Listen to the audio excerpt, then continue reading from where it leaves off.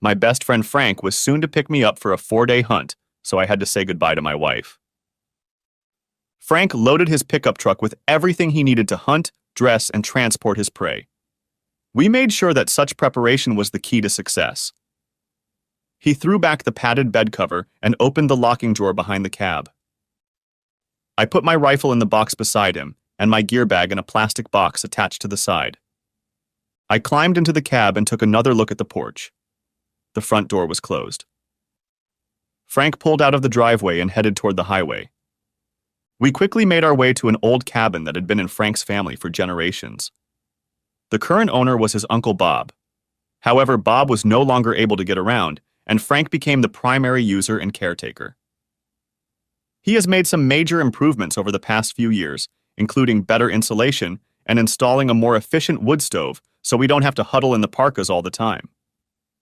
For this season, he installed a satellite dish that not only broadcasts many channels, but also provides internet.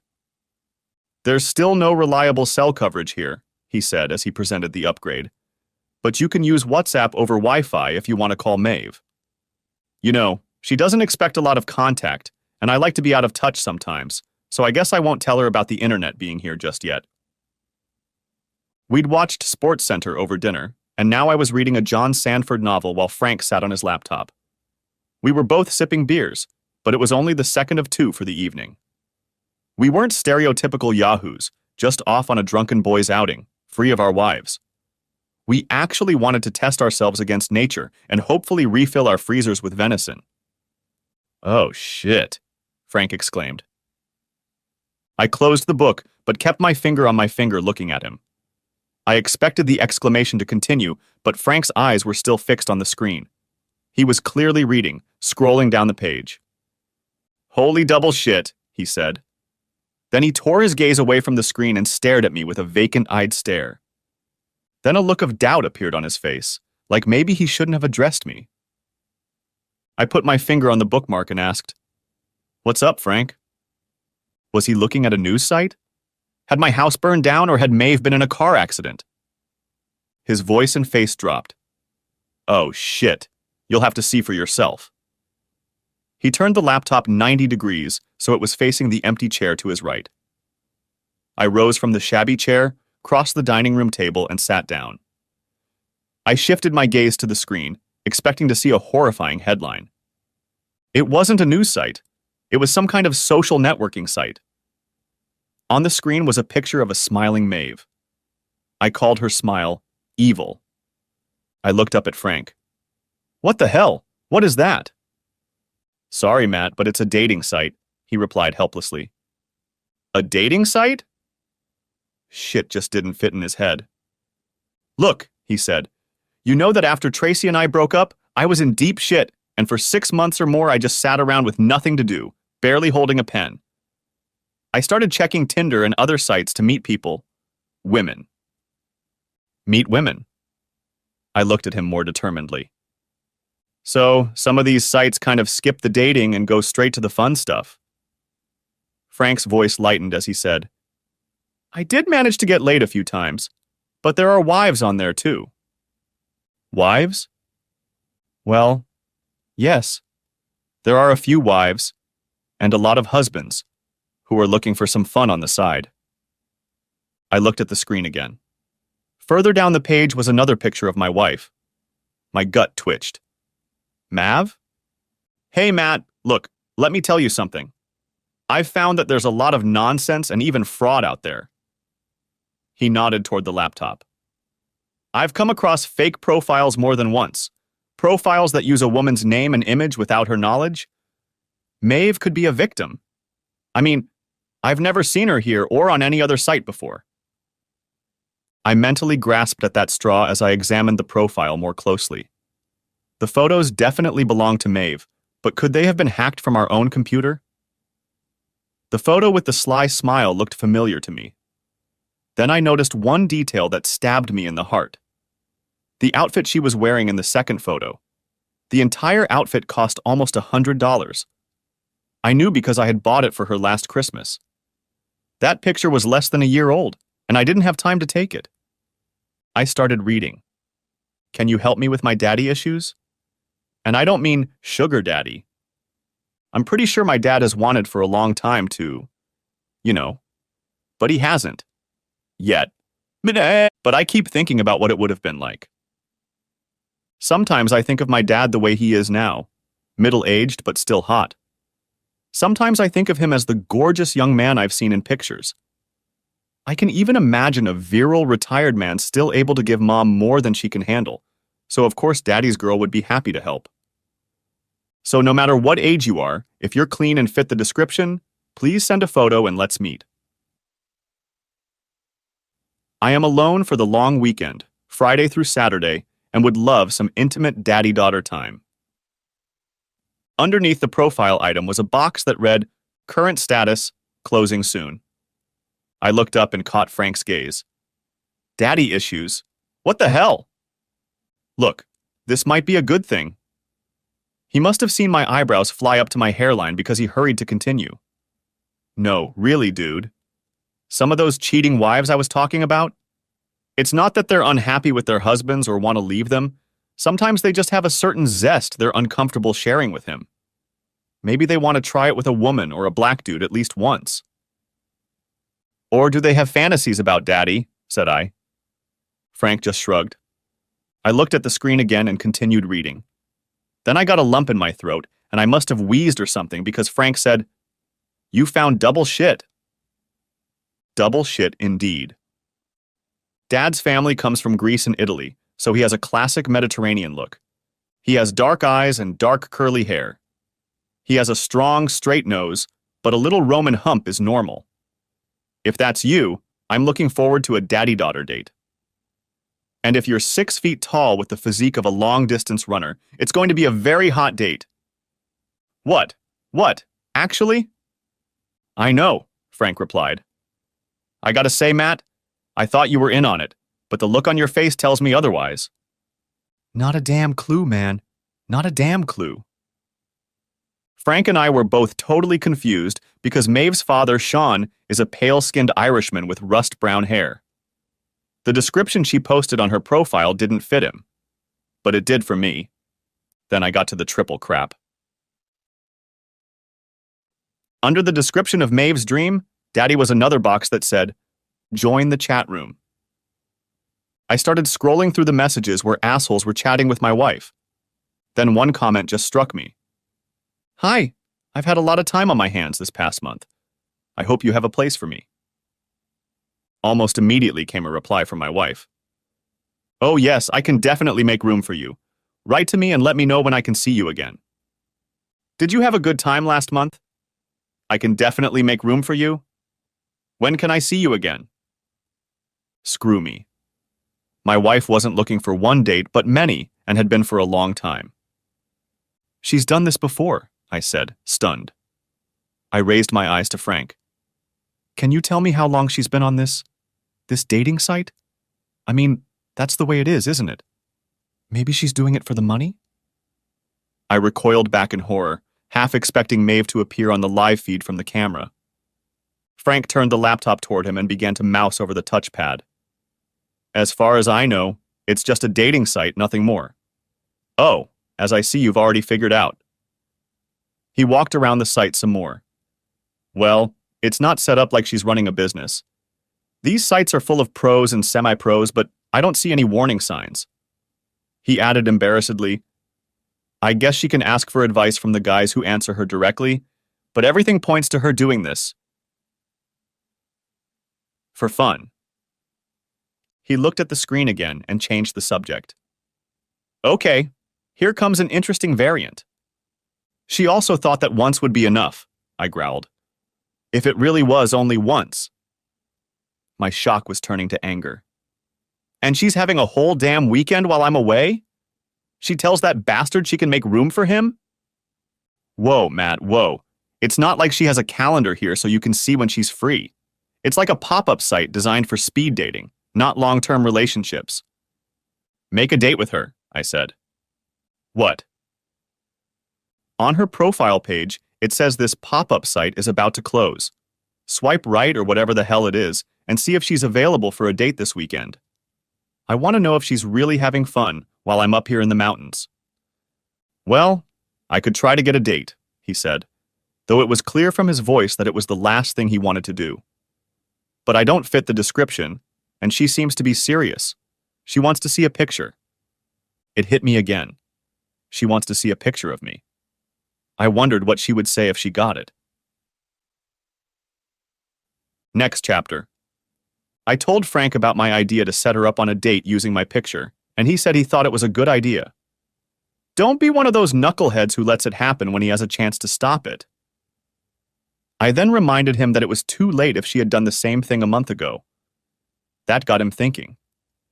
Then I said I could still ruin the fun of this month by writing in the chat room that I was coming home with a rifle and would be on the lookout for any assholes talking to my wife. Then he changed course and said it was probably best not to warn her. Look, she said she has Friday and Sunday free, so she'll make a date for that time. Frank and I took Friday and Monday each as vacation days to get the maximum amount of time to hunt on our licenses, so I wasn't expected home until Monday afternoon or evening. If you intervene in the conversation now or text her on WhatsApp, she'll have all the time before you get home to get her lies and bullshit together. His voice took on a distinct tinge of anger, and I remembered that his wife Tracy had seemingly left him out of the blue, only to find out months later that she'd had a long-standing affair with her boss. But if we go there now, you'll get there early enough to stop all this crazy nonsense, and you'll also be able to catch her cold and in person with proof. He nodded and grinned as he looked at a little girl's profile on his laptop. It was a little over 3 hours from home, and we discussed all of our options as we drove along the mountain roads and then the highway. The conversation was about how to prepare Maeve for tonight at our house, how to follow her to where her dates were scheduled, and how to ambush Dad when he arrived for his date. But the most serious conversation was about the divorce, which will probably take place whether or not dating is stopped this weekend. Frank's experience with divorce law was not a pleasant one, but his painful experience will hopefully be my defense against the worst. 2 hours later, we were on our third repeat of everything and drove the rest of the way in mostly silence. When we pulled onto my street around 10:45, Frank slowed down, preparing to stop in front of my house, but I said, "Keep going." He glared at me, but without saying a word, he pressed the gas pedal again. "Turn the corner and stop," I commanded. He did so, then looked at me again.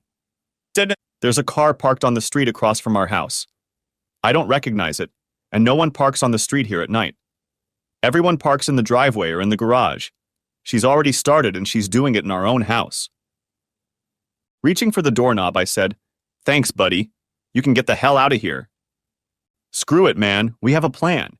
We either go check it out together or we leave together and deal with it tomorrow." "No, I need to know that now," I said.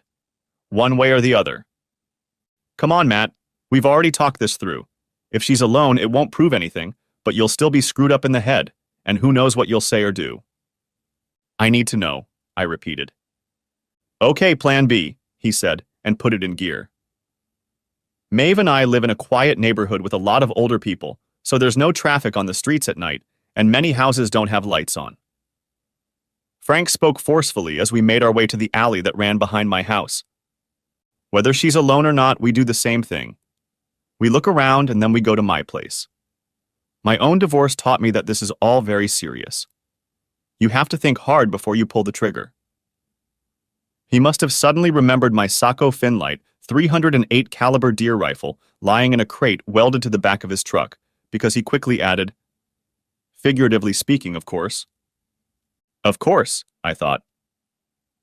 Frank parked at the far end of the alley, and we walked in silence toward our house, keeping in the shadows. I lifted the lever on the outside of the alley gate, hoping Maeve had forgotten to lock it after putting out the trash cans for tomorrow's pickup. As usual, she had. The latch opened easily, and we slipped inside, behind the big oak tree. Our bedroom was in the back left corner of the house, that is, right in front, and we could see a faint light behind the curtains.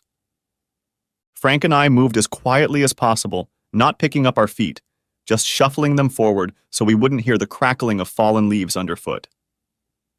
Our bedroom windows faced both exterior walls, and we crept up to the larger one at the back, Frank to the left edge and me to the right, near the corner of the house.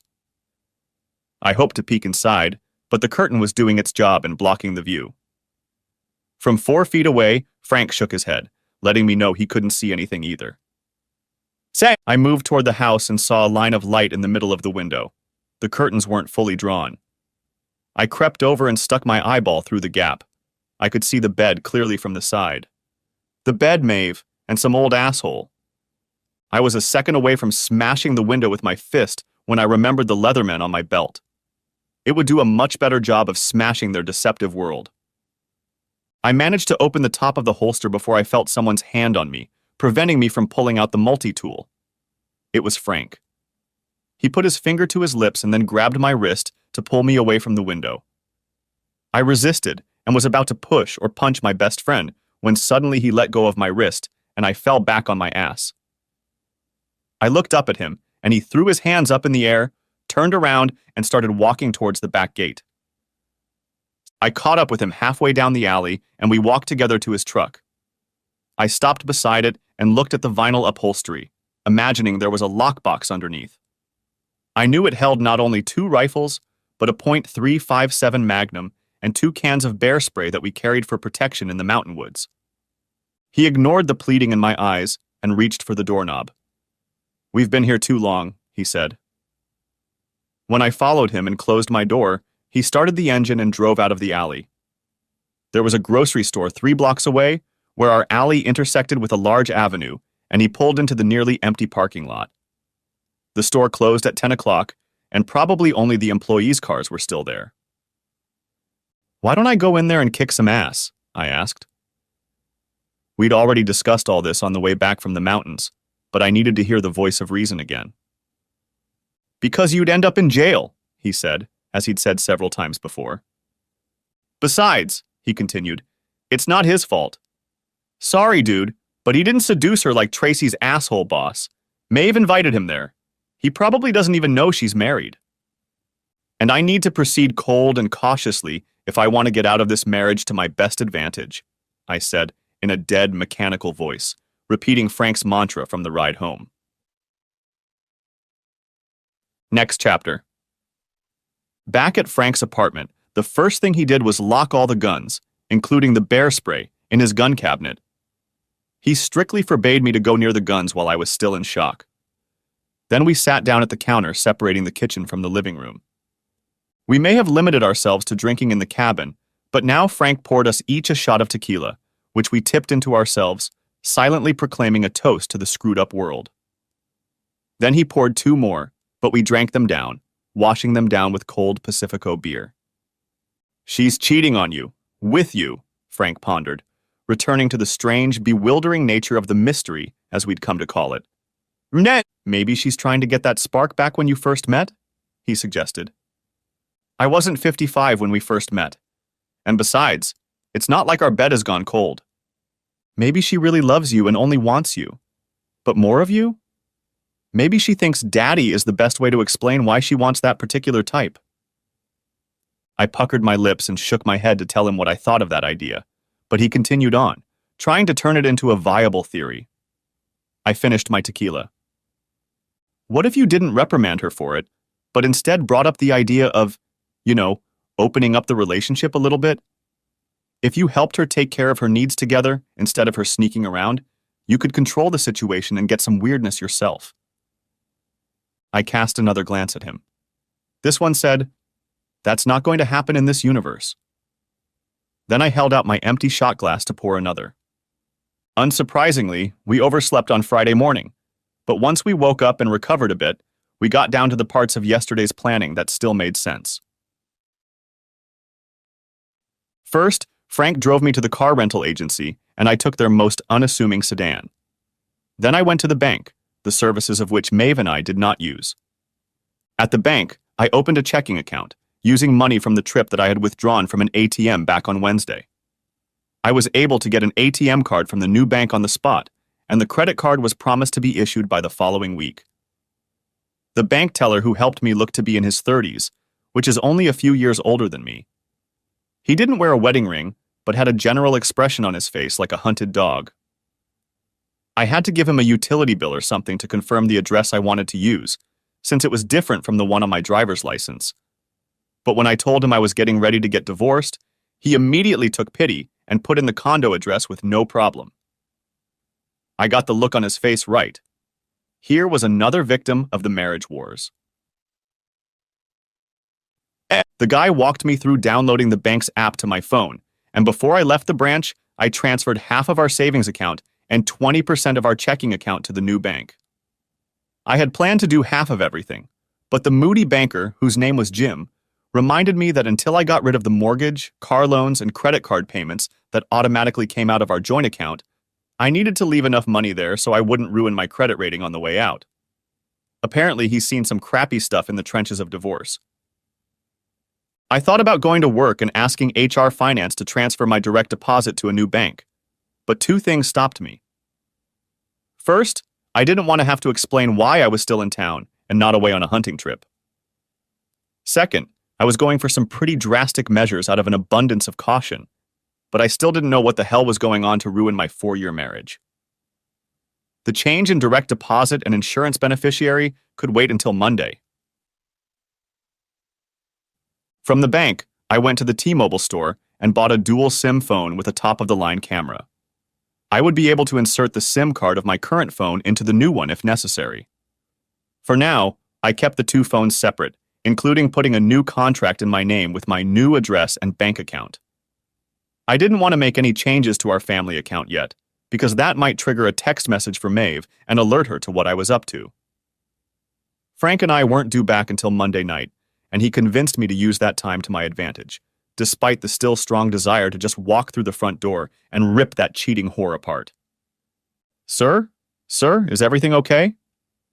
I blinked and realized I was still sitting at the table with the T-Mobile employee. She was explaining how to switch between two SIM cards, and I was obviously following my dark thoughts, dreaming of retribution, and that dream was obviously giving me a scary look. I'm sorry, I said. I banged my knee yesterday, and these flashes of pain pierce me sometimes. Oh, that doesn't sound good. There was skepticism in her voice. I hope you feel better soon.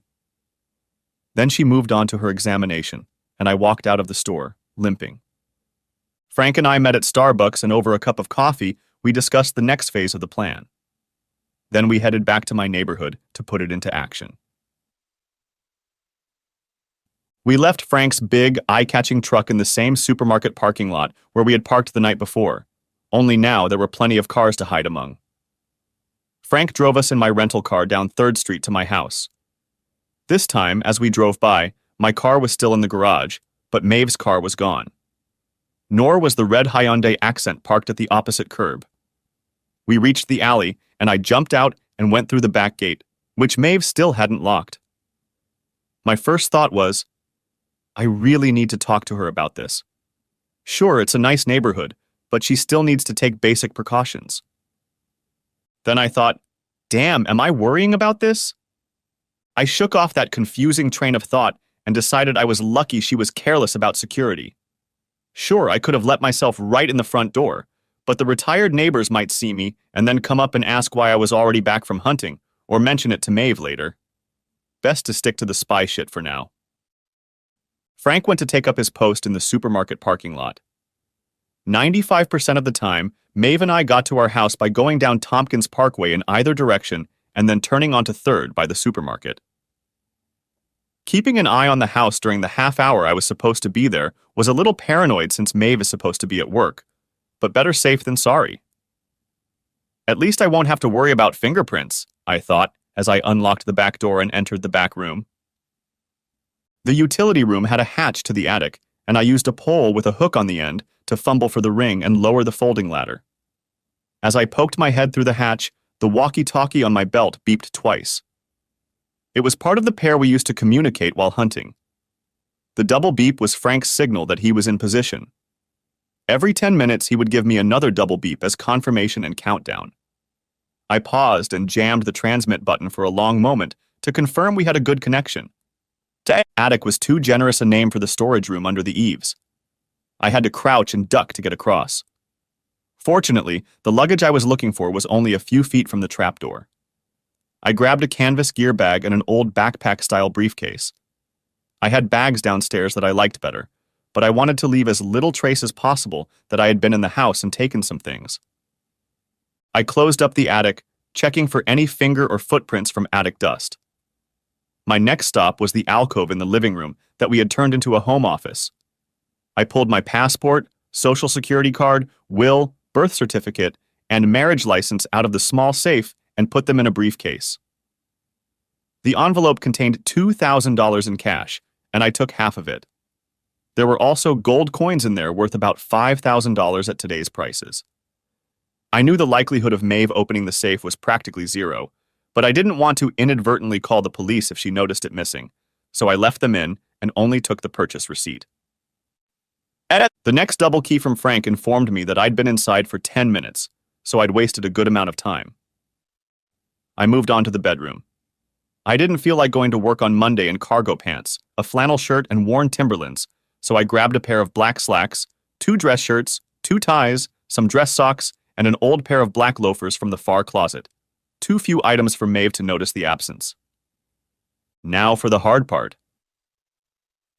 While we were at Starbucks, Frank and I played with my new phone.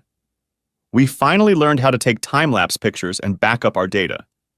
Shooting in time-lapse mode meant no sound, but we didn't think it mattered.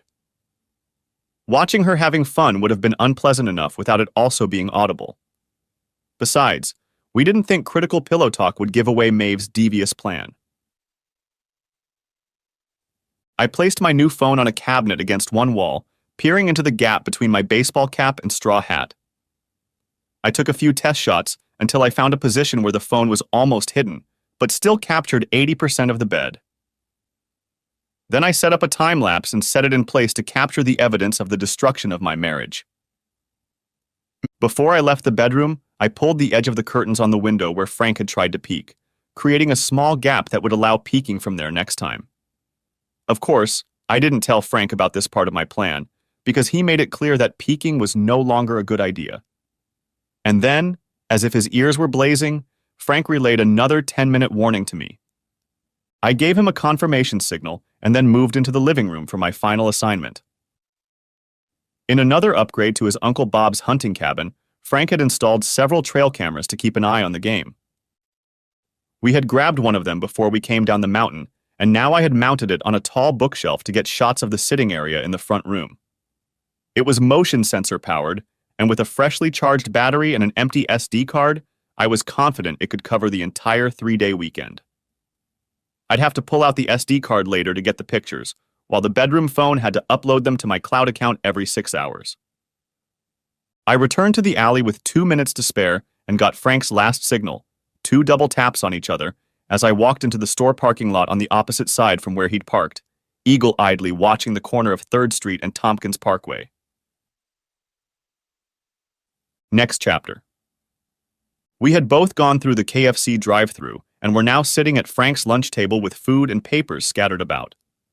We each had notebooks with to-do lists and brainstorming notes. It was like a planning session for a hostile takeover of another company, which I had participated in as a business analyst on more than one occasion. I didn't have much of an appetite, but chicken tenders and fries were an easy snack. I was more interested in the double shot of Jack that Frank added to my Coke. "Okay, you should text her," he said. "Gotta keep things normal." Maeve knew the cell signal in the mountains was crap, and hell, she was probably counting on the fact that the lack of connection wouldn't prevent her from interrupting her date with an awkward call from hubby. But our tried-and-true method of partial communication was to always have a text sent, just in case I hit a streak while wandering through the mountains, and the phone was able to complete the sending process. I stared dumbly at the message screen. What the hell am I supposed to say? "Give me this," Frank said, snatching the phone from my hands. "You're going to say what you always do." He scrolled back a few pages, apparently taking a closer look at our usual text baloney. "Oh, ho, you're naughty." "No, we're not going to say that." "Okay, here they are, the usual texts on the run." He spoke aloud as he typed. "Hey, babe, we got here without any problems. The weather seems good. We'll be out on the trail early in the morning. We'll text again later. XOXO, Matt." He hit the send button and then started typing in a new number. Okay, next call is to my and your, if need be, lawyer. Frank said that Kelly DeWitt had saved him from more abuse in a system that favored the wife, even if she'd screwed it up herself. He also noted that even though he knew he was losing in court, he was pleased to see that Tracy was clearly upset that her husband's divorce attorney was a 30-year-old woman as beautiful as herself. The phone was picked up in DeWitt's office, and I listened as the attorney apparently got on the line, and Frank took a couple minutes to exchange a few words and introduce me. He handed me the phone. "Hello, Matt?" spoke a pleasant contralto. "I'm afraid Frank didn't tell me your last name." "This is Karis, but please call me Matt." "Okay, Matt. Well, first of all, my condolences. I understand this all happened unexpectedly and pretty ugly."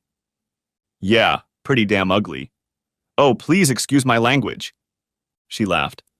"Don't worry about it. If you can't blow off steam with your lawyer, who can you?" I still felt bad about my mistake, but relaxed a little at DeWitt's words. Frank had told me she didn't like to be cocky, had warned me about it, so I let go of my anxiety. "So, are you my lawyer? Do I need a lawyer?" "Well, let's start with the second question. I realize this is about infidelity. Are you willing to forgive that and possibly resolve it with counseling?" "Hell no." "Good. Then are you willing to use the court's online system and file on your own? You have that right." "That's only for people who aren't at fault, isn't it? I can't take the case to treason?" "That's right. If you want to file for a no-fault divorce, you'll have to go through the hearing process. And if you want to use infidelity to affect alimony and the like, I'd strongly recommend getting an attorney involved." "Okay, Kelly, that's what I thought. So, can you represent me? Frank says you did the right thing by him." "Snap! Did Frank tell you how much it cost to get our firm involved?" "He did." "Well, I'll tell you what, Matt. Our prices have gone up a little since then, but since you're consulting Frank, I'll charge you the same as he did. Sound fair?" "Yes, I agree. When can we meet?" Matt, this is going to sound a little cavalier, let's put it that way, but I'll be honest with you. If what Frank told me is true, it's a very interesting case and I'd like to pursue it. I can fit you into my emergency schedule on Monday morning if that would suit you." I put my hand on the microphone and said quietly to Frank, "She wants to start right away because the case sounds interesting." He grinned and shrugged. "I told you, man." "Miss DeWitt," I said. "Yeah, that would be great. Should I bring my proof?" "Your proof?" she asked. "Do you already have your proof? I take it you just discovered the deception." "Yes, but we took screenshots of her online profile before it closed, and Frank and I both saw her doing it with some guy last night. And today, I installed a camera in my bedroom that should catch any other bad behavior over the weekend." "So she actually advertised online looking for partners?" "She said if a guy caught her eye, he'd get a really hot date." DeWitt thought for a moment. "And she was looking for guys who looked like you?" "Yeah, I still don't know what the hell that all means." "Look, Matt, I don't want to get ahead of our meeting on Monday, but I just want to ask, haven't you ballooned to 300 pounds since you got married?"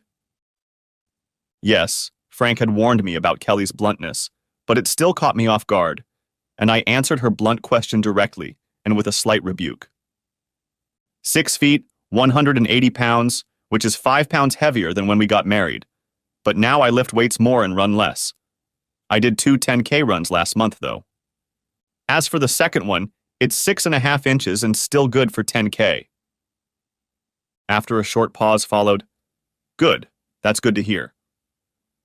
"Okay, Matt, after we hang up, I'll open a secure data transfer site for you and send you the login code. Frank knows the portal address. Go ahead and send me any evidence you have, and I'll review it before we meet. 11 o'clock Monday will be okay with you?" 11 o'clock Monday, yes. I'll see you then." "And Matt?" "Yes?" "Let me add my advice to what Frank told you. Stay away from your wife until we meet. I'd prefer that you don't return to your home either. I only practice family law, not criminal law. Okay?" I paused for a moment. "Okay." After I got a secure code from the lawyer and we sent her screenshots of Maeve's pop-up profile, Frank got busy spying on my phone. My treacherous wife responded to my message almost immediately. Miss you, but hope you're having fun. Happy hunting. Love you, Maeve. Now, my divorce coach was typing the next message to Maeve, letting her know we hadn't gotten a deer yet and were getting ready to crash for the night. Then he took the phone into his home office, opened the safe, stuck his hand with the phone deep inside, and closed the door, pressing it against his forearm. It'll act like a Faraday cage, he explained. I'll press the send button, but the signal will be blocked, so the phone will keep it on. Then I'll turn off the power. You'll wait a couple hours, turn it back on, and it'll be business as usual. Message delayed until the phone finds an errant signal in the mountains. You read too many spy novels, I said. But inside, I was glad he'd helped me. Forgetting that Faraday cage crap, I wouldn't have even remembered to keep sending messages to Maeve, so she'd think I was still in one piece and out of her sight. Frank then told me about all of his financial dealings with the divorce, including how he had to cover the mortgage on the house where his ex-wife still lived and pay spousal support for 3 years, theoretically so that Tracy could get the education and training necessary to find a better job that would allow her to get closer to the standard of living she enjoyed while living on Frank's salary. Unfortunately for him, Frank only found out about the fact that she had been leaving him for almost a year after she had gotten rid of him, and all the court judgments had been rendered. Now, even though she was still regularly copulating with the married bastard, on paper she was living alone, and Frank couldn't argue that she no longer owed her support. I hoped that Maeve's outrageous infidelity would save me from having to fund her whore life as Frank had. We began to apply Frank's hard-won knowledge by doing what people do in such cases. I didn't incur much expense or loss by closing investment accounts and the like, but since I handled most of the family's financial affairs, I had all of Maeve's logins. First, I changed the passwords for those logins. Then, I changed the contact number on all the accounts to my new phone and changed my email address to mine. As with the home safe, I didn't expect her to try to get in there, but when things went belly up, I didn't want her rushing in to grab my money. I canceled our 2 additional joint credit cards, paying them off with a joint check. The only one left was the one she used for everyday spending, and on that one, I lowered the maximum limit. We finally approached the 6-hour mark when I started recording from my new phone in our bedroom. It was time to check out the first data dump to my cloud account. I nearly lost my KFC when I saw what my wife's whore life included. I programmed my new phone to show up every 15 minutes, starting at the beginning of the hour, and take 6 pictures 30 seconds apart to capture the 2.5-minute span. 15 minutes later, the bed was still empty, but it had already been made up. I went back to check, and yes, the pillowcases were different, so Maeve had obviously changed the bedding. There were 11 more groups of pictures. 6 were blank, 5 had 2 other lovers pictured on them. I need to get out of here, I moaned, swallowing bile. Yeah, Frank agreed. Come on, I'll buy you a drink. No, I need to be alone. I don't think that's a good idea, Matt. Damn it, Frank! I need to throw up! I need to cry! I need to be alone, okay? I understand, I really do. But getting caught driving drunk or getting your ass kicked by another asshole isn't going to make anything better. I assured him I'd stay away from both the bars and my house, just get on the highway and drive. He didn't like that, but what could he do? He agreed to send pictures of every daddy to Kelly DeWitt. Before I left, he reminded me to turn my phone on so Maeve would get my last message and so he could check on me. I thanked him again and headed out to break my promise and a half. Sad, I did stay away from the booze and got on the highway to drive. However, I only drove 30 minutes north and 30 minutes back to allow dusk to turn into a full, dark night. The supermarket was still open, so I parked among the shoppers' cars and retraced my earlier steps, walking down 2nd Street a couple blocks to Elm, then halfway to 3rd and into the alley that ran behind my house. This time, the trash cans were in the yard, and the back gate was locked. Still, it was only a 6.5-foot high wooden fence. After checking the neighbors to make sure no one was in the yard, I sprawled out and swung over the fence in a second or two. Once I landed, I crouched by the fence, listening to see if there was any disturbing sound. Then, I retraced the steps Frank and I had taken the night before and crossed the yard in a hunter's stride until I hit the back wall of the house. The gap between the curtains I had set up earlier that day was still in place, and I had a clear diagonal shot of our bed from its lower left corner. In the last two pictures I'd looked at, the bed was empty and made up, indicating that Maeve was taking a break between dates. That wasn't the case now. I was already headed for the back door when the phone in my hand beeped. An incoming message. I ignored it. I had already stepped onto the first step of the back porch when the phone vibrated and buzzed with an incoming call. This time I looked at the screen. Frank. I dismissed the call. I jumped up and almost shrieked when I suddenly heard it. "I see you, asshole!" booming out of the darkness behind me. I turned around. There, looking at me through the back fence, was Frank. He must have been standing in the bed of his truck. "Get your ass over here or I'll start honking." I crept toward the fence, making a lot more noise than I'd like, but if I didn't get this asshole out of the alley, 911 would be called a bunch of retirees make the best neighborhood watch. "What the hell?" I hissed at him. "Exactly," he hissed back.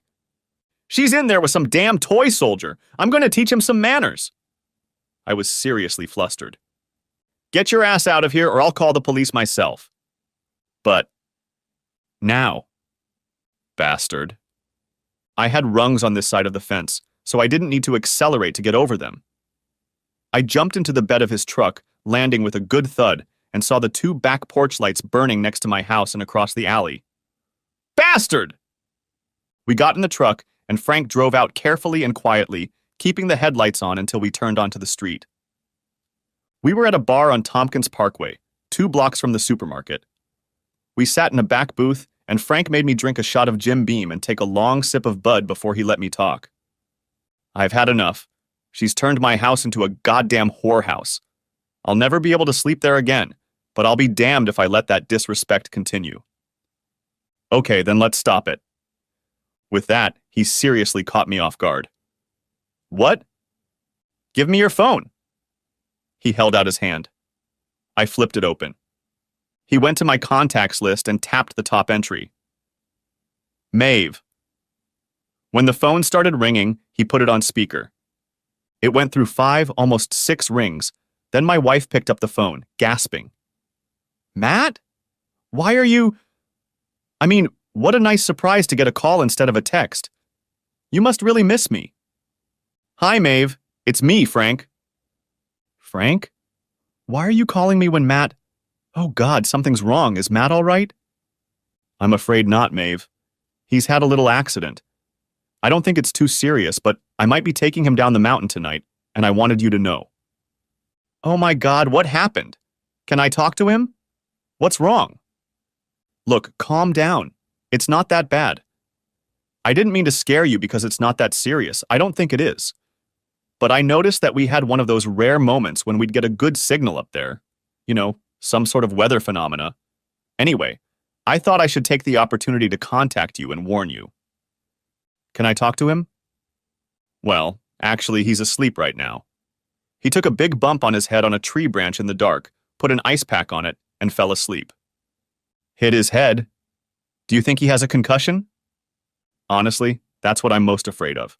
It's probably just a bad bump, but I'll wake him up every couple hours during the night, and if he's acting weird, I'll drive him down the mountain to the hospital in White River." "Oh my God, do I have to drive there?" "No, of course not. Like I said." At this point, Frank just stopped talking, picked up the phone and ran his thumb over the microphone, dropping it under the table. "So there's no reason." "Frank? Frank? I didn't hear the last part of what you said?" Frank stroked the microphone once more. "Lie 1 bar now. Morrow." Then he cut the call off. "Okay," he said to me. "We've stopped it." I laughed for the first time since my world exploded 24 hours ago. "I'm making conversation, right?" said Frank as we walked down 3rd Street toward my house. Yeah, I agreed again. "As long as that asshole doesn't talk non-stop." After I hung up on my cheating wife, I had a sudden urgency to find out if the prank had really worked. Frank was sure Maeve would throw the soldier out of our house and cancel all other dates if she thought I was hurt, but I needed to know for sure. He said, "Whatever the hell is going on, I still think she really loves you," and then held up his hand to stop my obvious angry retort. I know, she's damn good at showing it, but even so. As we walked from the bar to my house, he said he'd driven by my house looking for me and hadn't noticed a single car on the street. He assumed that, except for the first guy who showed up on Thursday, even before her profile closed, she had made all the other visitors park outside the supermarket so as not to arouse suspicion from the neighbors. How considerate of her to spare me that embarrassment, I grinned. Shh, I think that's him. I looked ahead and saw a man walking under a street lamp and heading in our direction. He was dressed in an army uniform and wore a camouflage cap. Frank stood up so that he was between me and the asshole as we passed by. Good evening, he addressed the soldier. The bitch only half grunted through clenched teeth. He didn't look happy. A little girl, all right? Frank stopped and turned to the back of a passing soldier. The guy stopped in place and slowly turned toward us. A little girl? I don't know. Shit, Frank said, turning to look at me. He does look like you when you were younger. The kid furrowed his eyebrows, and then his eyes widened as he shifted his gaze from Frank to me. Young daddy, meet your real husband, my friend said to the stunned punk. You like married women, don't you? Growled I. Frank took a half step in front of me. Down, boy, he said in a low voice, clearly intending for the guy to hear it. Gee, didn't you notice any pictures that looked like your older brother when you were at that married woman's house? Asked Frank. Now I understood his anger. My buddy had played Mr. Cool for me, but now, faced with an asshole like the one who'd turned him into a cuckold, his long-standing anguish was finally coming to the surface. She said she's divorced, the bastard stammered. Not yet, but soon. My voice continued to sound like the growl of an enraged bear. Oh, shit. Then the guy ran. I caught up to him.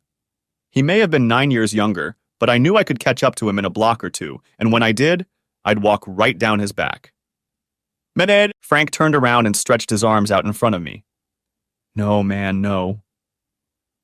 For the second time in 2 days, I was close to tossing my best friend aside, but then I saw the misery on his face. I lost Tracy to a cheater. I don't want to lose you that way, too. I released the tension, but I still wanted to pounce on the soldier boy. You've already lost the main battle, kid. If you go after that shit stain, you'll win a small one, but you'll lose the war. Attacking some kid isn't going to get you back Maeve or respect. It's just going to make you look like a public laughingstock, and then possibly jail time. I felt my shoulders slump as I watched him do the same. Maybe I'll beat him up a little, I finally said. Maybe in 6 months or so, after we give you a good alibi, he grinned. Frank's truck was still parked at the bar, so we sat in my rental car in the store parking lot. Waiting. Yes, Maeve had clearly kicked the soldier out before they consummated the relationship. And yes, I was in agreement with Frank's opinion that we'd managed to pour a bayonet of cold water on all of her cheating. But still, I should have known. Frank was already growing weary of my obsession, but experienced cuckold and friend that he was, he agreed to give me an hour of his time. We spent the first half at the bar, sipping beers in what should have been toy soldier time, and then settled into my car. It paid off. A Nissan Sentra with out-of-state plates pulled into the parking lot, and a guy got out of it but didn't go into the grocery store. Instead, he headed to the corner and looked up to read the street signs. That's how he ended up under the streetlight, and I judged him to be a cousin who looked like me. The asshole traveled a long way to entertain my wife, but judging by the pictures she posted on her profile, it was worth it. He headed up third, and I ran up second as soon as the corner of the grocery store hid me from view. My plan was to make it to Maple, the street behind our house, then circle the block and head back south to our house. Frank was going to give the guy a head start, and then follow him north on 3rd, mainly to prevent me from pouncing on him in the street or finally blowing up in my house following Maeve. I waited in the shade of a big tree at the corner of Maple and 3rd. Don't ask me if it was a maple. The guy walked up the street, stopped to check the house number, and then turned up the driveway to our front door, striding rather briskly. I walked down 2 houses down from my house and hid behind a tree again in the darkness between the streetlights. He rang the doorbell, then took a half step back and struck a pose. The door opened, but only partially, and I saw light pouring out of it, but I couldn't see Maeve. I could hear her voice, but it was too quiet to make out the words. I guessed what it was. Date canceled, when the door closed in Dad's face less than 10 seconds later. The guy stood frozen in place for a few more seconds, then apparently remembered how far he'd traveled to get here and knocked loudly on the door. The door opened again. It must have been on the security chain, and this time I heard her say, "I'm sorry, but it's off. Now please get out of here before I call the police." Then the door slammed shut again, and I heard the distinct click of the deadbolt. This time, I heard the guy as well. "What the hell? Hey, bitch!" He cut short his sarcastic rant when the porch light on the house between us suddenly came on. As the door began to open, he spun on his heels and swiftly strode down our path to the sidewalk. Gotta love curious retirees. Unfortunately, I didn't want them to see me, so I remained seated behind the tree while old Virgil Leonard stuck his head out the door and looked the other way at the man walking down the street. When all was clear, I hurried down 3rd, fighting the almost irresistible urge to walk up and knock on our front door myself. Frank was waiting for me around the corner of Elm, and together, we headed back to Tompkins. As we pulled into the supermarket parking lot, we heard tires squealing. Someone was burning rubber driving away from the store. "You shouldn't get angry while driving," Frank said. "Very dangerous," I agreed. Saturday morning, after a restless night's sleep in Frank's guest room, I reviewed the camera footage from the night before and found that Maeve's was even more restless. With nothing new to say, I began preparing photos of Maeve's last 2 encounters to send to my new attorney's data site. "Should I include the video I took through the window?" I asked Frank. "Hell no," he replied. "What you got from the other camera is enough, and it's best if we don't tell Kelly about going into the house." "Do you think that toy soldier shit his pants?" I asked, sending the pictures. Frank grinned. "Wouldn't be surprised." Then he stopped grinning. "I just hope it's enough for him to grow up and stop showing off before he runs into a husband whose gun isn't locked up." Damn, you just ruined my mood. "Well, let's send Kelly her alarm call. That should cheer you up." Turning on my phone and scrolling through another dozen messages and missed calls from Maeve, I dialed the message myself. "Hey babe, it's Matt. Sorry Frank scared you, I'm fine. Band-Aids, aspirin, ice, and sleep did the trick. I hate to leave without the deer, so I'll stay as planned. I'll see you Monday night. Love you." I hit send and was just reaching for the light switch when the phone rang. It was my lawyer. "Hey Kelly, didn't expect to hear from you on a Saturday morning." "Hey Matt, I was just checking your website and saw that your new package came in." I covered the microphone and asked Frank, "Should I tell her?" He nodded. "Hey Kelly, I'll put you on speaker and let Frank tell you why Maeve's night ended with a whimper and not an explosion." "Good morning, Kelly," Frank said. "Good morning, Frank. What have you guys been up to?" "Did I influence you badly with my barbs to Tracy?" Frank said, as Kelly kept his mood light by inserting subtle barbs at Tracy in various documents and discussions that hinted at her promiscuity without crossing the line of accusation. "I think you'll like this," he said, and proceeded to tell Kelly about his prank call and subsequent text messages. He didn't go on about how I'd sneaked up behind the house or how we'd accosted a young soldier on the street. "I like that," she said when he was done. "And you're sure she's canceled all the other dates and won't call back when she finds out Matt's okay?" "Wait a second and I'll tell you," I said. "She just responded to my last text." I typed it in and read it. "Screw the deer. Come home. I need you. I love you. Please come home now." "I told you, man," Frank said. "Told him what?" Kelly asked. "That she really loves him, despite all this shit. Kelly, have you ever run into any real nymphomaniacs in your practice? I mean, nymphomaniacs with serious mental disorders who can't control themselves?" And there was silence on the attorney's end of the phone line for a moment, then a hmm, as she obviously pondered the question. I've had clients and spouses of clients with mental health issues, but I think it's possible. And I'm supposed to accept that, I muttered. Forgive her if she claims it wasn't her fault? Kelly, you've seen the pictures. How do you think I can stop seeing them in my mind's eye every time I look at her? I don't think you can, Kelly reassured her. If she is diagnosed with a mental disorder, it will likely affect the type of divorce and how the property is divided. But I don't think any judge will deny you a divorce after she planned everything to meet these men. This conversation forced me to make a decision. Kelly, how quickly can you file the papers? I can't live with this woman anymore. Yeah, I can see that, she said. Look, Matt, I have a couple ideas, and we'll probably have to meet with her and her lawyer before we decide which trigger to pull. But I'll have something ready for us to discuss on Monday, okay?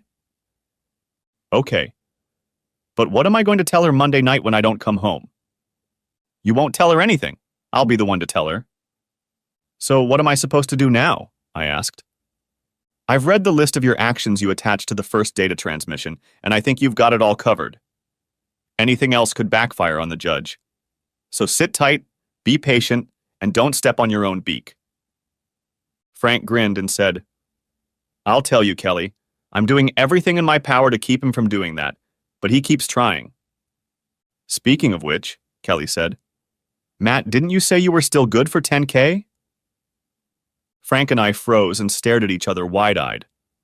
Was my new lawyer, who Frank called hot, asking about me not having erectile dysfunction?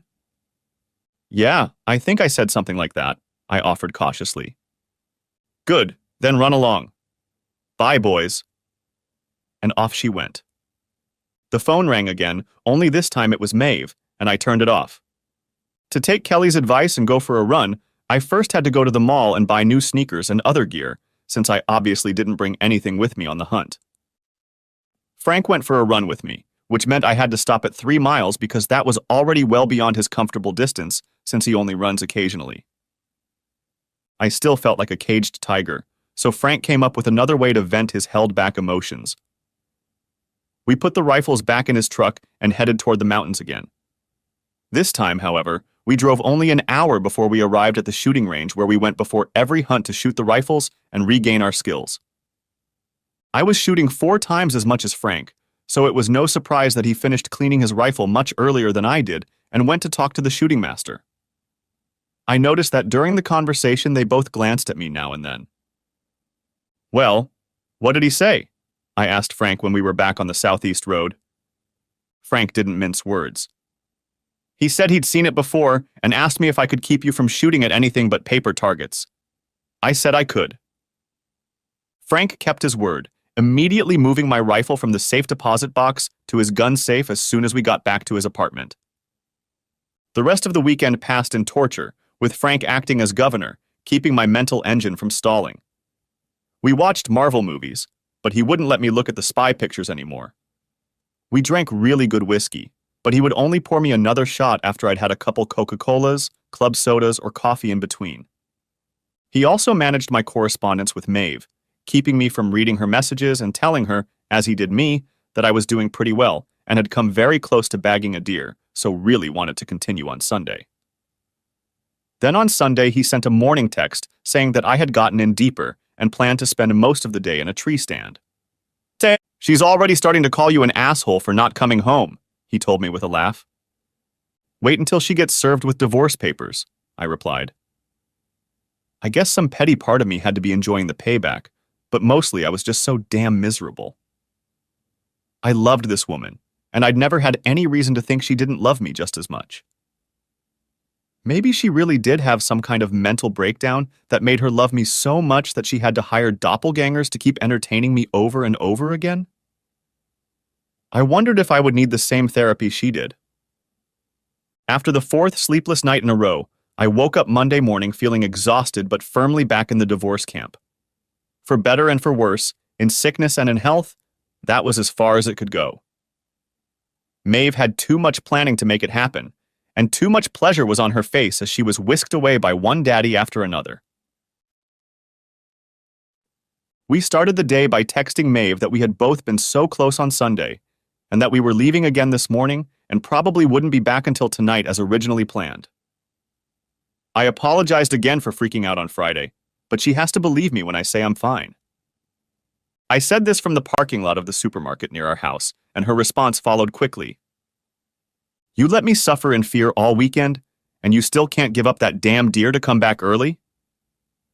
Well, maybe you should just go with Frank to his place, because now I'm not likely to want to see you right away. I had to smile, sensing the irony in her suggesting I do what I'd been planning all along. 15 minutes later, her car came down 3rd Street and turned right onto Tompkins, her usual route to work. I drove up and parked in the alley behind our house. I wasn't trying to go completely undercover this time, but I also didn't want to incur a visit from the neighbors by parking out front. When it was clear, I went up and climbed the fence again and then entered the house through the back door. I got my camera from the living room and my new cell phone from the bedroom. Then I grabbed a full-sized suitcase from the 2nd bedroom, which served as a pantry and closet for now, and was planned to be a nursery in the future. Well, so much for that plan. My heart ached even more when I thought of how far her betrayal had gone in shattering my dreams. I filled my suitcase with more clothes, and this time took the gold coins out of the safe, as well as my laptop. I figured she had already heard the bad news from Kelly before she realized I was in the house. Back at Frank's, I pulled the SD card out of the camera and plugged it into the computer. Brushing my teeth vigorously, I went to the room I was occupying and, fully dressed, collapsed onto the bedspread. I lay like that, covering my eyes with my forearm, until Frank called me and told me the videotaping was over. When I walked out into the open-plan living room, Frank was in the kitchen making breakfast sandwiches in the microwave for breakfast with Jimmy Dean, and his coffee maker was bubbling. Ah, the bachelor life. You should take a look at the rest of the camera footage, he said. It'll make you feel better. My laptop was on the coffee table in front of his couch, and I settled in front of it. And then I noticed the shot of whiskey standing next to the Dell. 9 o'clock on a Monday morning? Another sign of my entry into the life of divorced men. Well, why not? I tipped back the shot and braced myself to look at the computer screen. Frank was right. The video from Friday night to Monday morning was far more entertaining than anything I'd seen before, and also informative. After Private Little Jerk was pointed at the door and his successor was locked out, we continued to see snippets of Maeve activating the motion sensor, pacing restlessly around the house, usually with phone in hand, talking or texting, trying to ascertain the condition of her injured husband. This continued throughout the night. Saturday and Sunday it happened again, with Maeve looking very irritated and increasingly angry as I apparently brushed off all her concerns and requests to come home in favor of getting my holy grail, a large multi-point hunter. However, I paid particular attention to the way my wife cleaned up. I hadn't noticed it in previous videos, but a few items that would normally be in the living room were missing, but were now back in place. They were mostly pictures that showed me. Frank was sitting next to me. We were eating sausage cookies and drinking black coffee. Damn, I said. She really erased me, didn't she? Guess that guard wasn't lying when he said Maeve filed for divorce. Wait a minute, go back, Frank said. Go back to the end of Friday. What did you see? I asked, going back to one of the earlier clips. Look at her hands, he ordered. Maeve was strutting back and forth across the living room, both hands raised and actively texting. What?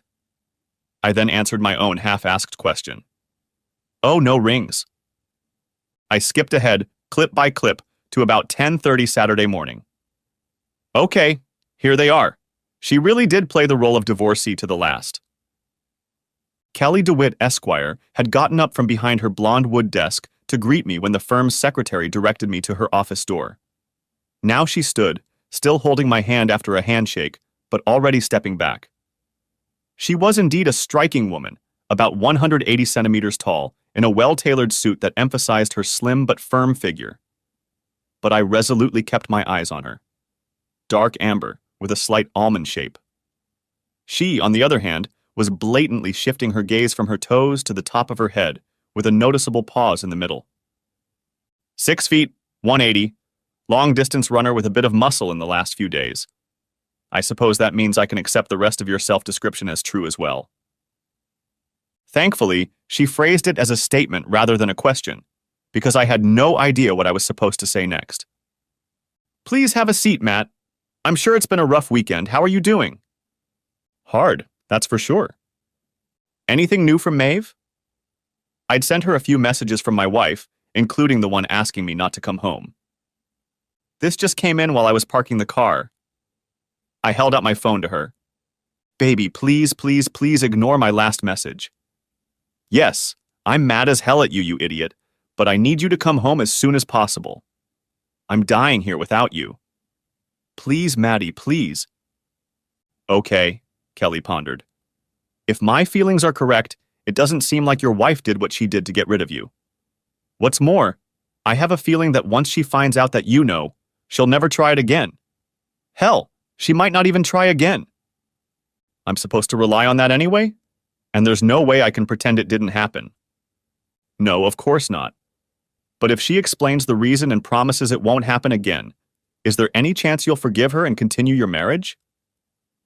Kelly raised her hand to stop me when she saw my mouth open for an obviously angry response. I have to ask about reconciliation, Matt. The judge is going to insist. And I get the feeling you really do love her. I do. But I don't see how I can. You've seen some pictures and short clips, but you didn't have to sit through an entire episode of grabbing a tiger by the tail. Only later did I realize that Kelly didn't need to ask what I meant by that comment. Apparently, old Tiger Pop made an impression on Miss DeWitt, too. She simply said, I understand, yes. But like I said, I practice family law, and we have to at least figure out if the family can be saved, not destroyed. And you have to keep in mind that Maeve will likely fight to keep you two together. She won't be able to force me to go to marriage counseling, which I'll have to pay for, like she does in divorce stories, will she? Kelly chuckled. I'm sure not in this case. Okay, let me tell you what I have in mind, and then we'll need to work out the property and financial details. If you want it filed as soon as possible, we need to prepare a settlement plan. Since I'm getting a divorce for infidelity, do I still have to give her half of everything and pay alimony since my income is twice hers? Kelly spent the rest of the morning answering these and other questions, and by 1 p.m., including working on the deli sandwiches she had delivered, she had sketched out a plan that seemed to help me get out of my broken marriage with the least amount of damage to my position and finances in the future. It was time to pull the trigger, and I nodded to my trigger-happy attorney, Kelly DeWitt, to fire. She put my phone on speakerphone, then hit the speed dial button for my soon-to-be ex-wife, Maeve. The call was answered before the first ring ended. Maddie, where are you? Are you coming home? Are you okay? What the hell are you playing at, asshole? Oh God, baby, I need you. Where are you? Mrs. Karras! Kelly almost screamed to stop Maeve's rant. What? Who? Who is that? Oh my God! She screamed. Where's Matt? What happened to Matt? Mrs. Karras, my lawyer said even louder. Obviously, using my phone to call my wife wasn't the best plan. We were just afraid she'd ignore any incoming call not from me or Frank. Mr. Karras, Matthias, is fine. He wasn't hurt at all, he's fine. Fine?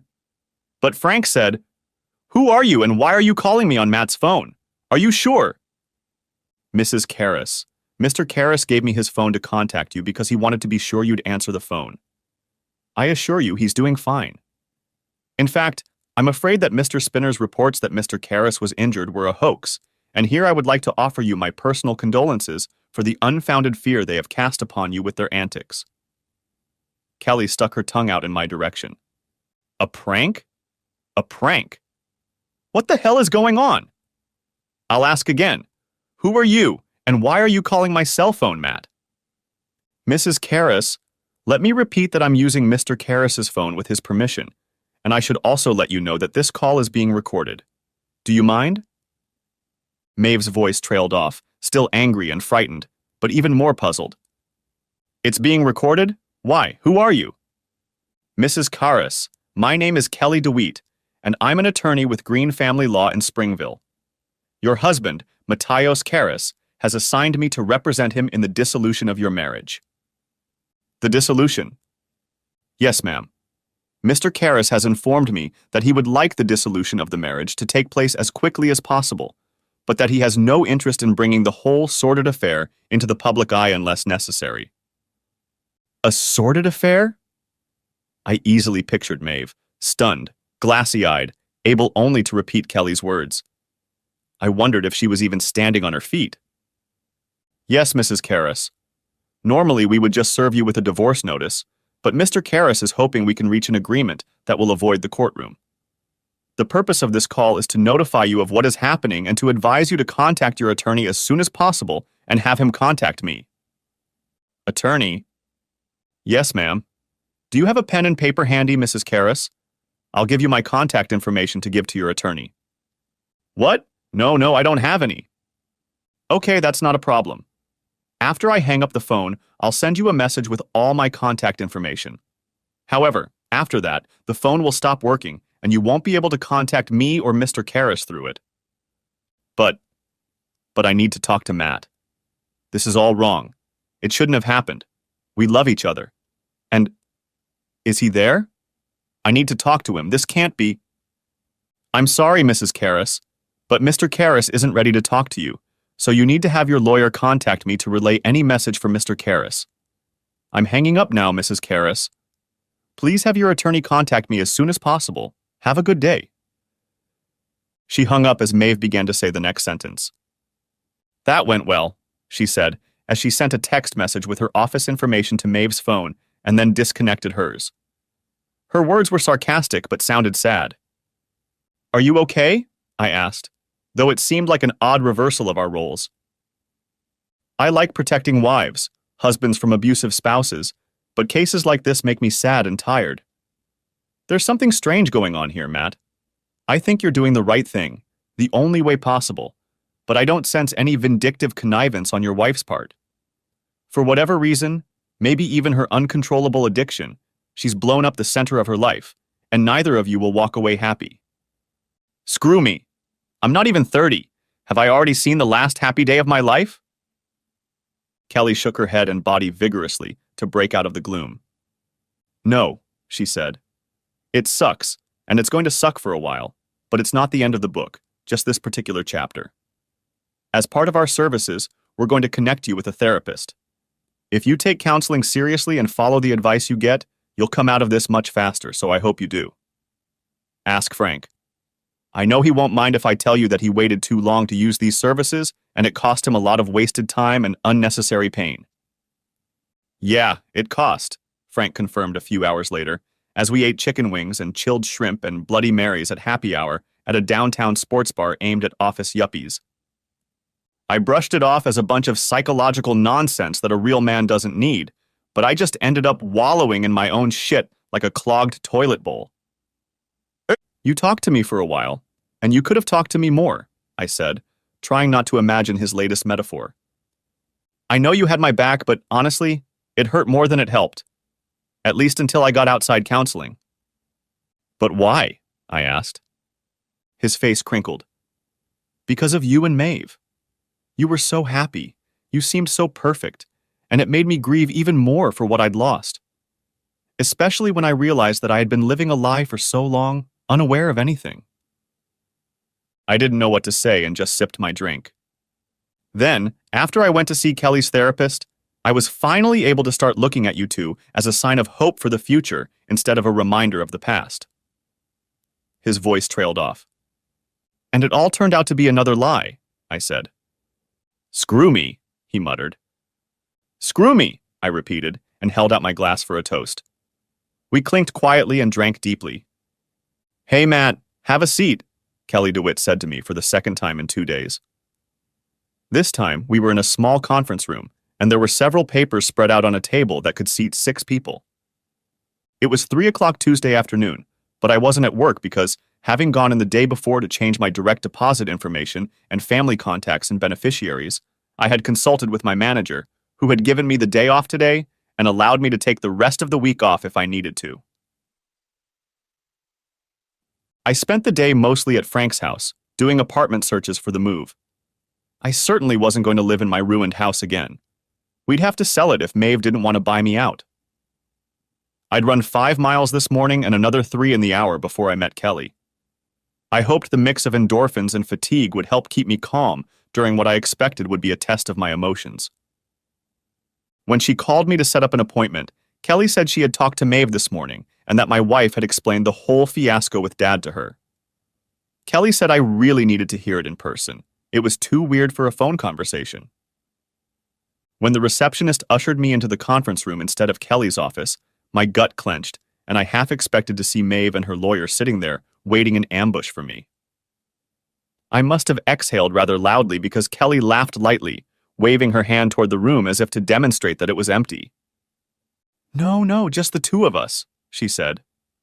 Just needed some space to work, that's all. When I sat down at a table in the corner away from her, she added, although Maeve herself begged me to be here to tell you all this. If this were a TV show, it would be a classic showdown. Then I guess I'm glad it's not television, I said. Kelly gave me a wicked grin.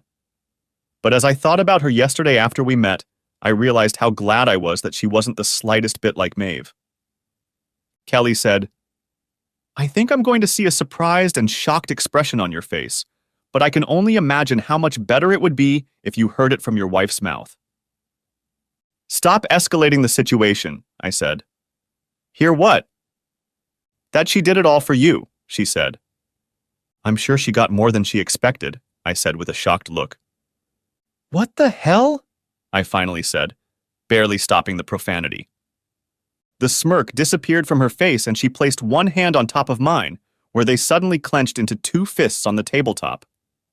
The knuckles of the thumbs and index fingers of each hand touched their twin fingers on the other, and all knuckles turned white from the sudden squeeze. That bitch claimed I was some kind of willing cuckold? My voice rose and my hands moved to the edge of the table, ready to push off so I could stand up and... Kelly almost swung over the corner of the table and grabbed my wrist firmly. No. Oh God, Matt, no, I'm sorry, I screwed up again. I half relaxed in my chair and stared at her. I acted like a wise ass again. I didn't even think you'd take it that way. I'm really sorry. I relaxed even more and shook my head questioningly. She let go of my wrist and straightened up in her chair. Maeve didn't say anything like that. She's actually very upset that you found out and dumped her. Dumping her. I hadn't thought of it in those terms, but that's what I did, wasn't it? Then what do you mean you did it all for me? The baby, she said in a quiet, pathetic voice. It hit me at once. We'd been trying to have a baby for 11 months. Finding some guy like me to get her pregnant, since I hadn't quite pulled it off yet. I knew she really wanted a baby. Hell, we both did. But I didn't realize she wanted it so desperately that she went to such crazy measures. She was doing this to get pregnant? I asked, looking for confirmation of my outrageous conclusion. Yes, Kelly replied. Here, you need to take a look at this. She pushed a few pages toward me. It was a lab report from some medical center, dated 3 months ago. I didn't see my name or Maeve's name in it, but I recognized the name of her gynecologist as the doctor who'd made the request. It took me a couple of minutes, but I finally figured out that Dr. Wellborn had provided 2 samples from patient 25473, and in both, according to the attached chart, the counts were well below normal. Am I patient 25473? I asked. Kelly nodded. But how did she get the samples? For the first time in our short relationship, I saw embarrassment on Kelly DeWitt's face. She actually secretly took samples for analysis when I failed to get her pregnant after 6 months of trying. I said it as a statement, not a question, but Kelly nodded anyway. After she got the test results, instead of talking to me about it, she recruited guys who looked like me as donors and decided to accept their donations the good old-fashioned way. Kelly said, She said that your health insurance didn't cover art or assisted reproductive technology, which can be pretty expensive, and that you had already dug deep into your savings last year to buy the house where you hope to start your family. I closed my eyes and leaned forward until my forehead hit the desk with a dull thud. Next chapter. Oh, shit, I exclaimed, lifting my head off the table. I began tapping my fingertip diligently on the birth report. That means I won't have to pay child support if her plan works, right? Kelly's face grew even sadder. You'll still have to get tested since you're low, but not zero, she said. But it probably won't be necessary. Why not? What's wrong? My stomach clenched into a knot. After Maeve and I talked this morning and she realized she'd been exposed and you're threatening her with divorce over it, she went to see her OB-GYN. This Dr. Wellborn gave her the morning after pill for emergency contraception. But today is not the morning after, I said. She was with her first boyfriend Thursday night.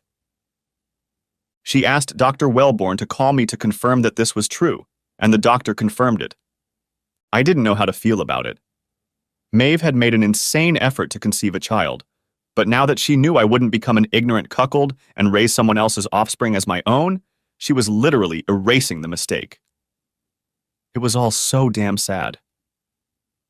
Then came the next belated realization. She did this to me just before I left for my hunting trip on Thursday. She was clearly preparing me to get her pregnant. She probably would have jumped me again as soon as I got home to reinforce the idea that I was with her while ovulating. She took all those guys with her bare hands and would have done the same thing to me on Monday. God only knows what diseases she picked up. The lawyer returned her right hand to her left. I'd always thought a lawyer held a client's hand figuratively, but I appreciated the gentle warmth of her smooth palm on the back of my hand. Unfortunately, such sordid details are a big part of this business, she reassured me. And the fact that STDs are passed from one spouse to another is something we think about all the time. First, to keep our clients safe, and second, from a cold point of view, they can play a role in tilting any settlement in our client's favor. But apparently Maeve was thinking about that too when she made the appointment. Matt, yesterday after our meeting, I reviewed the security footage you gave me on that flash drive and noticed a strange detail at the beginning of several of her visits. I reasoned that the guy was new to her, or they'd already hooked up that time she'd apparently done it a month ago. Oh shit, I muttered. What? Kelly asked. She did it a month ago too. I still have to take the test. Uh-huh, Kelly stretched out. She admitted to that too, though she insisted it was the first and supposedly only time. She said she was only able to sneak in for one night, some story about visiting a sick sister, and only met 3 guys in 2 days. When that didn't work, and your long hunting weekend coincided with her next ovulation cycle, she decided to reach out to more donors to increase her chances of getting pregnant this time around. Again, she vowed to return to fidelity afterward. Until it's time to have a sibling for my child out of wedlock? I thought we agreed we wanted at least 2, and possibly 3 children. I shook my head, trying to shake off the heartbreaking thoughts of losing my dream family. Did you say something about the camera video and how it had something to do with STDs? Yes, Kelly picked up on it. When you watched the camera footage, did you notice how she often looked at the smartphones of her visitors shortly after they arrived? Yes, she did. I figured she was checking to see if they'd actually been invited. Kelly's face turned grim. Turns out she was checking their current STI and HIV test results. Disbelief must have been reflected on my face because she continued. Yeah, I know, right? But they get tested regularly. So what? I asked a frozen Frank after recounting to him all of Maeve's maneuvers that night over pizza and beer. You do that? Do you take tests regularly and carry the results with you on your phone? Well, actually, yes, I do. I also always go wrapped up, but I carry the labs with me. You actually go into the lab while your new friend is watching you and look up your latest results online. That way you can be sure it's not a fake health certificate in front of you. And if I ever start dating again, I'll probably have to do that nonsense too. When you start dating again, he emphasized. But yeah, I'd recommend it, man. I gotta say, he continued, I'm surprised Maeve's lawyer let her spill so many details early in the negotiations. Well, that's because she doesn't have a lawyer yet. Kelly apparently discovered her in front of her office this morning and insisted on talking to her right away. Kelly again advised her to get a lawyer, but Maeve was convinced that once I knew the truth about her actions, I would call off the divorce and lawyers would no longer be needed. And how did that work out? He asked wryly. Kelly said that almost to the very end of their meeting, Maeve talked as if she thought her whole plan made so much sense and actually showed how much she loved me that I was coming home to her tonight. In response, Frank offered me another beer as we sat in the kitchen of his apartment, where I expected to stay until I decided if I could even continue to live in the same town as Maeve, let alone in the same house. A week and a half later, I was sitting in the same conference room at the Green family law office. This time, however, Kelly and I were sitting side by side on one long side of the table, and Maeve and her attorney were on the other. "Mr. Karras, Miss DeWitt," the balding man said, placing his hand on the stack of papers on the table in front of him. "I'm afraid we have two problems. First, Mrs. Karras remains determined to maintain her marriage to Mr. Karras." He paused and quickly moved his other hand over Maeve's arm as she tensed, as if about to start professing her love to me again, or throwing herself across the table to receive the hug I'd refused when they'd first entered. Apparently, lawyerly hand-holding is a real skill, and I wondered if there were seminars on it in law school. When Maeve reluctantly sat down, he continued. "Second, if reconciliation proves impossible, the proposed agreement," he tapped his finger on the papers, "is completely insufficient.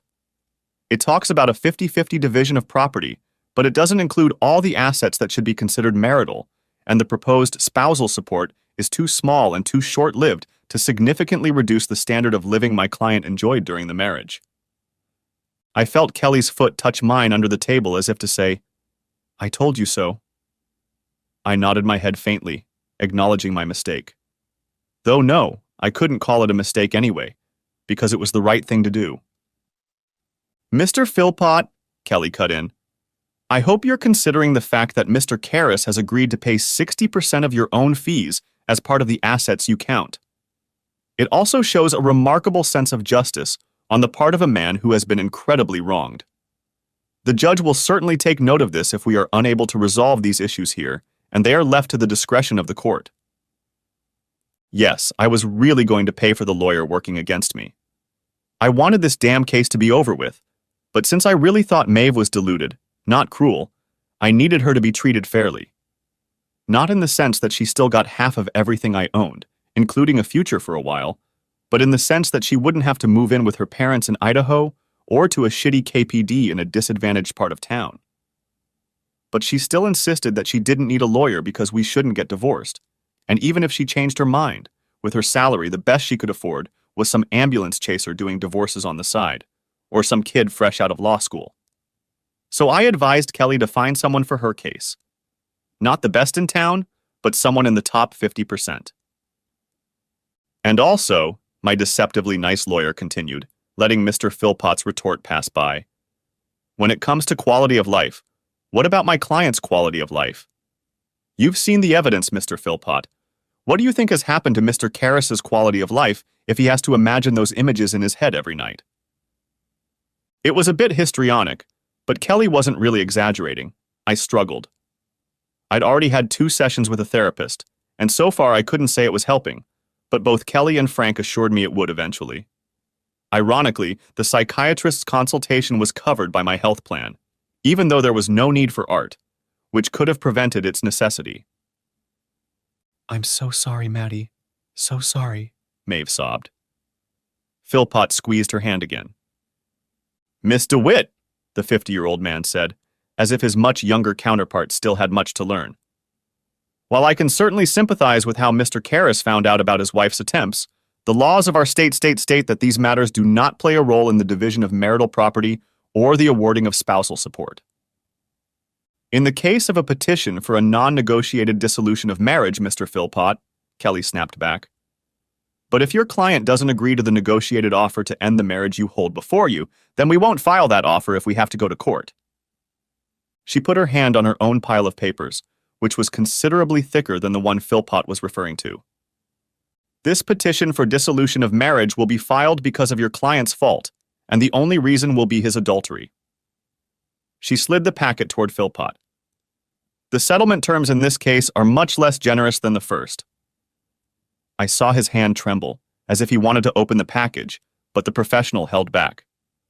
Okay, I'd gotten Maeve a fair enough representation. While making the facts of this case public would be incredibly embarrassing for Mr. Karras, I suspect the same may be even more true for Mrs. Karras. Especially when you consider that we will subpoena the names of all the participants in your client's multiple affairs to testify in court and conduct a paternity test on the child she tried to conceive with them. Maeve gasped, then made a sound of black sadness. Okay, stop it, shouted an indignant Philpott. There's no need to be so rude and belligerent, Miss DeWitt. You know perfectly well that Mrs. Karras has taken measures to avoid any such conception, despite her keen desire to add a child to Mr. Karras's family, a desire which he warmly shared. My baby, our baby, whispered I. Kelly not only placed her hand on top of mine, but pressed the top of my foot with her own. But it would be ours, Maeve exclaimed. It would be ours, yours, and mine. The lawyers quickly agreed to a short break to consult with their clients, and Kelly dragged me into her office while Philpott led Maeve outside for a walk in the parking lot. As I was saying, Philpott picked up as we reconvened, Mrs. Karras was brave enough to go to the drastic measures forced upon her by her husband's stubbornness to prevent the conception of a child, even though, I should add, it could have been Mr. Karras's own child. Kelly stood firmly on her feet, clearly sensing that I was ready to pounce on the table myself and pound my wife's sanctimonious mouthpiece. My attorney changed things up a bit, and her next words were softer, more understanding, and directed at Maeve. We understand that Mrs. Karras made a very difficult decision and did the right thing under the circumstances, and Mr. Karras and I recognize the pain she must be feeling from that decision. Kelly shifted her gaze back to Philpott. Unfortunately, it has not yet been medically determined whether your client's intervention was successful. It happened so late that she may indeed be pregnant. The only way to preempt my client's well-being is to prevent this threat, so to speak, at the root.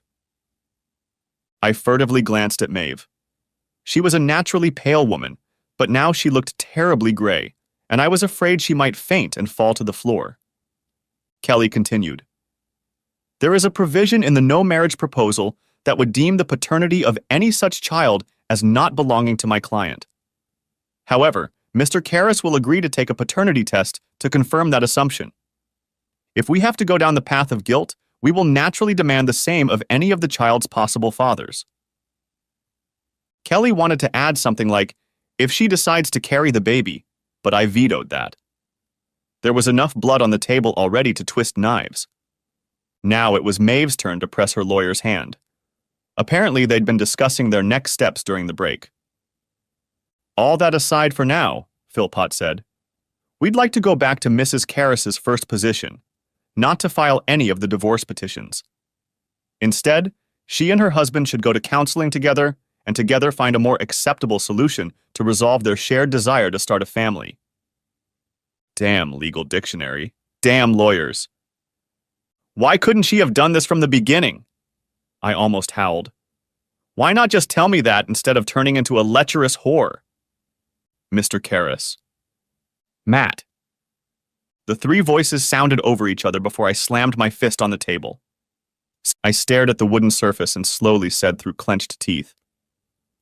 I'm already in counseling, I said. My therapist says the why question is like a funnel, and I can't heal until it fills up, or at least stops growing further. He suggested that I ask Maeve to join us for one of our sessions in the future to address this issue. But now here we are, and I need to know. Why did you choose to bring strangers into our bed instead of just telling me about a medical problem we were supposed to be dealing with? My client didn't, Philpott started to say, but Maeve interrupted him. I didn't want to hurt you by telling you that you can't give me a baby. It's just that you're so into your physicality, and I didn't want you to think you weren't that kind of man, insisted Maeve. Oh my God. Am I really such a big asshole? I asked, wondering if I was so unaware of myself that I'd never noticed such a glaring character flaw in myself. No, she repeated. I say all this wrong. She took a breath and exhaled. If we could afford IVF, I'd tell you. But we would have had to either go into debt or wait a few years for the money to come in, and we really wanted to start a family now. So it was just an exercise for you with the donor. It wasn't about breaking out of the monotony of marriage by being with other men. Exactly, exclaimed Maeve.